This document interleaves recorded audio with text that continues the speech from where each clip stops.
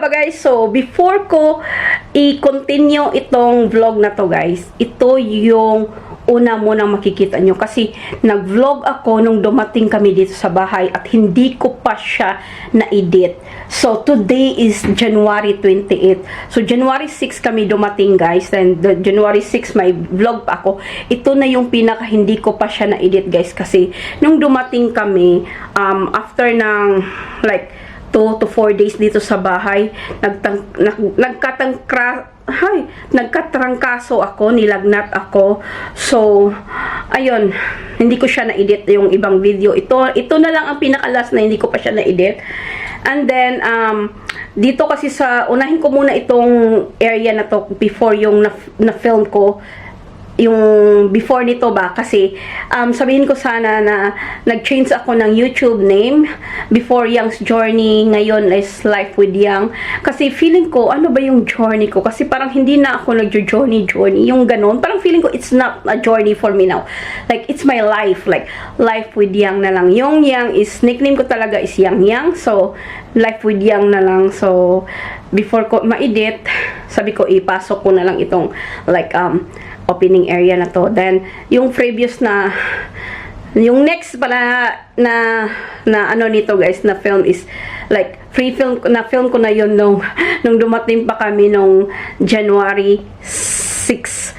So, ito ngayon, January 28 na ngayon ba? Ang dami ko pang na-film na video. So, yung mga video ko throughout the vlog, like, every 2 days, minsan 3 days ako nag-upload para lang ma-upload ko, guys. Hindi ko siya every day kasi hindi naman ako laglong yung maraming nanonood. Gusto ko din para, like, every other day na lang, like, every 2 days or 3 days man, yung ganun. So, anyway, ito na nga guys, ito, kasi ano din ako guys, may info haul ako, ayan, naka-ready na dyan, yan ano, and then, ito guys, yung mga, gusto ko lang i-add dito sa video na to, yung mga naubos ko, ayan, itong Sol de Janeiro, naubos natin ito, guys, like, di ba sabi ko sa vlog na yun, na gusto ko siyang ubusin, pero dito siya naubos, guys, Estee Lauder na eye cream, hindi ko naman ako nagdadala ng eye cream sa bakasyon natin, ito, naubos lang din dito, yung flower balm ko, naubos ko na din, ginagamit ko siya as a, like, pag nag-walk ako, guys, ka-start ko lang mag-walk, January 27, 28 ngayon, pang second day ko pa, kasi nga nagtrangkaso ako, and then black opium, na itatapon na natin, and itong toner ko, so toner and body wash. So body wash, if i-film ako na repurchase ko ito, ayan guys ha, wait, yung next na haul natin is, or start from now, my YouTube name is Life with Yang. So ayan na, next ano na, marhaba guys. So kaninang umaga, dumating kami dito, sa bahay. Lagay na lang natin 6 o'clock, 6:10. Wala ko lipstick. Pagod guys. So, i-comment ko lang kung anong ginawa ko. Tsaka may mga stuff kasi kami akong ipakita sa inyo dito. Haul or hindi siya haul. Pero may mga iba na gusto kong ipakita. Sandali, charge ko lang yung isang battery nito. Ang gamit ko is Canon M6 kasi ang dami kong sa video doon sa DJI Osmo. So, ito muna ang gagamitin ko. Wait sa So, guys, ito yung dalawa na hindi natin nadala kasi nakakita ako last minute sa typo na very lightweight at maliit lang. So, tama lang itong size na to. So, it means ipadala ko na lang ito sa Pinas. Yung dalawa. So, isend natin sa bagahe yan. And, yeah, lightweight, guys. Sobrang lightweight. Fan typo. Nandito ko nilagay yung mga stuff na ano ba yan guys, yung mga ganito ba na if I need something, mga backup or essential. So guys, ito yung Pandora na nakuha natin doon sa Singapore na kasali sa ano, pag open mo, inopen ko siya guys, meron siyang isang ano dito, yan, pag nag-travel kayo ba, dyan mo ilagay yung ano mo, yung stuff mo, and may pa-mirror sila. So, ayan, catch yung Marvin's vlog. Ito guys, di ba sabi ko to sa airport, gusto kong maubos. Hindi siya talaga. So, hindi kinaya. Dadala ko na lang siya. And, under naman lang siya ng, hindi naman siya 100 ml. So, under naman siya. So, ayan, natupagwas kanina. So, Alam ko pang gagawin. Ito yung mga souvenir ko as of now na hindi ko pa tapos yung mga bagahe namin. So, yan yung i-keep natin. Ito yung mga ano ko, like fridge magnet. Yung mga, ito sa Disney, yung birthday ka, yung ever after. Yung mix-mix na mga puro ganito. Ay, meron na itong mga necklace. So, ayan siya. Yung mga discovery ko. Yan, picture ko with the ice swam with the dolphin. Ito, bigay ata ito. Davao. Oh. Yung mga ganito. Ito, US Virgin Island. Check ko yung, ano to, Carnival Velour, yung second, ano namin, second boat. Yung mga meron ng Madrid. And, ano pa ba? Ay, ito. Thailand. Uy, ba't ako merong ganito? Nasa Discover. Princess Cruise. Princess Cruise is our first boat. Ay, it's was that. Hindi ko na nga yan alala. Puerto Rico, yung mga ganyan. Visibilidad po. Ano to? Is Discovery Cove. Like, ito yung first visit ko sa Disney World. Charot. Sige na, dami ko na. And ito naman is yung mga paper, guys. Ipakita ko, ha. Wait. Ito yung mga, like, mga papers ko, guys. Yung mga, anong tawag doon? Ito binigay sa hinibusing sa, from London na, nag-watch kami ng, ano nga yun, ng Phantom. Because it's a flower, Freedom of the Sea na, it's a Caribbean Cruise, Freedom of the Sea, yung boat, lalagyan ng picture. So, ayan, lahat ng mga anik-anik ba, ayan, ito yung key pass natin sa today's cruise, yung ano namin, yung ano, ayan, yung mga first thingy ko ba, ayan, ano to, Ain Dubai, ako at saka yung anak ko. Yung mga first ko tingi dito siya nilagay. Mga paper tingi, ticket and everything. Dito ko muna kasi baka meron pa sa. So guys, ito na yung cruise compass, mga anik-anik ng mga from the cruise ship. Ito yung mga excited ako ba kasi everything is first boat, sa Singapore to Bali. So andito yun tapos meron kaming mga like VIP table, pinaano namin, ayan. And like yung excursion natin na dalawang island, so yung ticket, ito yung excited ako lagi. Kasi bago, diba? Dapat lang excited. And also, we have a saan na yun? Yung recognition of aviation of the sea of a proclamation, like crossing the equator thingy, crossing of equator, December 30 yon 2025 in altitude of 00, hindi ko alam. So basta equator, crossing tayo kasi dapat daw mangyari yun sa Asian. So ako at kasi Boseng meron. So yun lang ang yan ko dito na. 'Di ba? Alam mo guys, andok at kaya hindi na lang ako nag-lipstick, guys. Hindi ako abra. Nakaganito ako kasi nasa bahay lang naman tayo. Mag-arte-arte pa ako. Sobrang antok ko na, guys, pero kailangan kong tapusin yung yung dalawang luggage natin. So ayan. So far, yung 'di ba dalawang luggage, so pag open mo maging dalawang dalawang ganito. So the two sides is finished ko na, yung other side hindi pa. Okay guys, so papunta, ito ba yung binigay ng papunta at saka pabalik? Ay, basta both papunta at pabalik. And then pabalik, guys, dito sa Dubai. May aberyang something na like yung service bus, si Boseng nag-order ng light bites sa plane. Tapos hindi nabigay, tapos natulog yung mga staff. 1 hour later, tapos tumayo si Boseng pumunta sa likod kasi merong doon sa likod yung bar. Tapos naghanap siya ng walang tao, natulog. So kailangan, gusto niyang light bite, like sandwich, like that lang, and drink na whiskey. So walang stuff. So syempre expect na sa business, tapos si Boseng pag ganyan syempre like nag-ano siya kasi hindi naman sila tulog nung in-order niya. Anyway, long story short, binigyan kami something ng meron akong video dito na yung bag, different bag from first class. Yung panlalaki binigyan ako, kasi unang binigyan si Boseng from first class na kit. So, hindi tinanggap ni Bossing. So, sabi ni Bossing, ibigay. Hindi ko alam kung anong storya nila doon na puntahan daw ako, ganito, ganyan. Dahil parang sorry, stingy na, kit ba. So, anyway. So, hindi ko tinanggap yung panlalaki kasi hindi ko naman alam yung storya sa kanila. So, tinanggap ko yung pambabae.